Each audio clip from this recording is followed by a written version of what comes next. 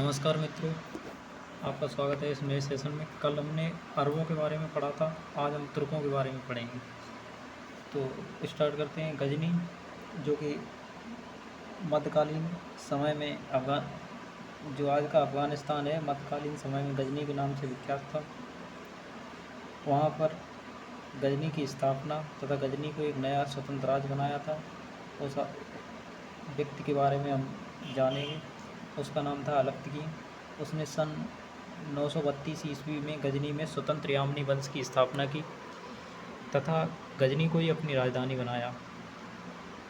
और उस समय भारत में शाही वंश के शासक जयपाल का समय टाइम पीरियड चल रहा था।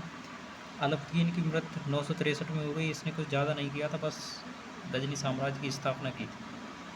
उसका बेटा 963 में अस्तित्व में आया, उसका नाम था सुबुक्तगीन। इसने 963 से 998 ईस्वी तक शासन किया और इसने भी भारत पर 2 बार आक्रमण किया। 963 से लेकर 972 से लेकर 977 तक इसने 2 बार भारत पर आक्रमण किया। दोनों बार इसकी हार हुई। शाही वंश के शासक जयपाल ने इसे दोनों बार परास्त कर दिया था। ठीक है। उसके बाद सुबुक्तगीन की मृत्यु हो गई 998 ईस्वी में। जो सुबुक्तगीन शासक बना था 963 में, 998 में इसकी मृत्यु हो गई। इसके बाद इसका भी एक पुत्र था जो युग थी, जिसने इसके पुत्र का नाम महमूद गजनवी था। 998 ईस्वी में गद्दी पर बैठा ये अपने पिता की मृत्यु के उपरांत। ठीक है। और ये एक पहला शासक था जिसे बगदाद के खलीफा द्वारा सुल्तान की उपाधि दी गई। बगदाद के खलीफा द्वारा सुल्तान की उपाधि दी गई। इसे बगदाद के खलीफा द्वारा सुल्तान की उपाधि नहीं दी गई थी। इसे बगदाद के खलीफा द्वारा यामीन उल दौला यामीन उल मिल्लाह की उपाधि दी। 998 से 1030 तक इसका शासनकाल रहा, लगभग 32 साल। तारीख़ गुजदा एक बुक है।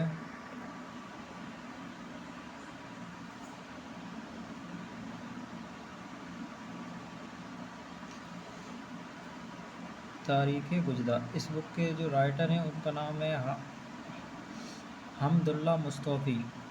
इस बुक के अनुसार सीस्तान के राजा थे खलफ।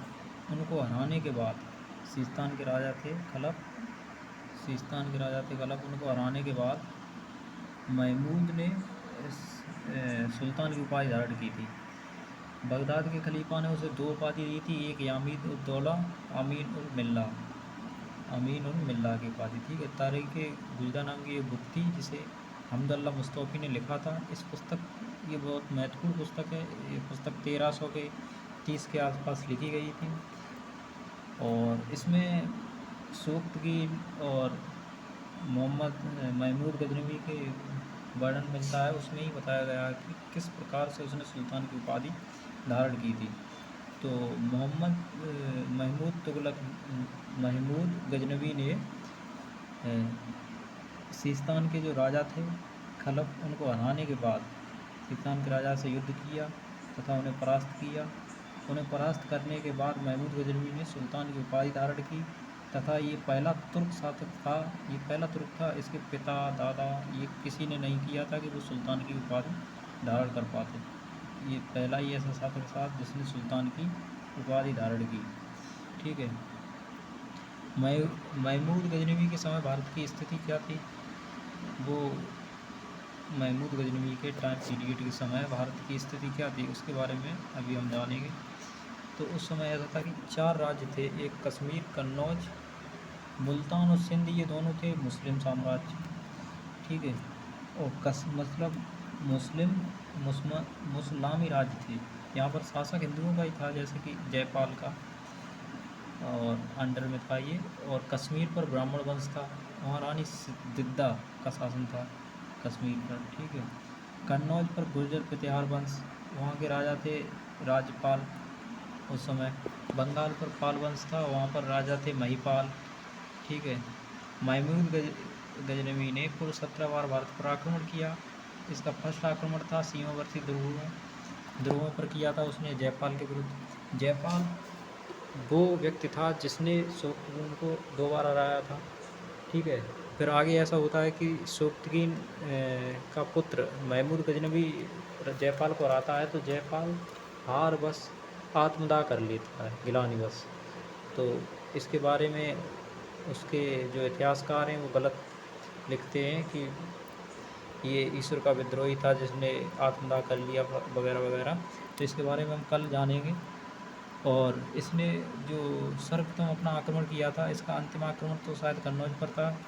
17 बार इसने आक्रमण किया था और फर्स्ट आक्रमण था वो सीमावर्ती दुर्गों पर था, क्योंकि इसे भारत में एंट्री करनी थी। और बस आज के लिए इतना ही, कल पढ़ेंगे। और आप ये याद रखना, बंगाल पर पाल वंश का शासक था जो महिपाल थे वहाँ के राजा, और कन्नौज पर प्रतिहार वंश था। कन्नौज पर 1019 में इसने शासन वो आक्रमण किया था, और कश्मीर में रानी का शासक था दिद्दा का, ठीक है। ये पहला तुर्क था जिसने सुल्तान की उपाधि धारण की थी। और पहला, चलो वो तो हम बाद में पूछेंगे, ठीक है। फिर आज के लिए इतना ही।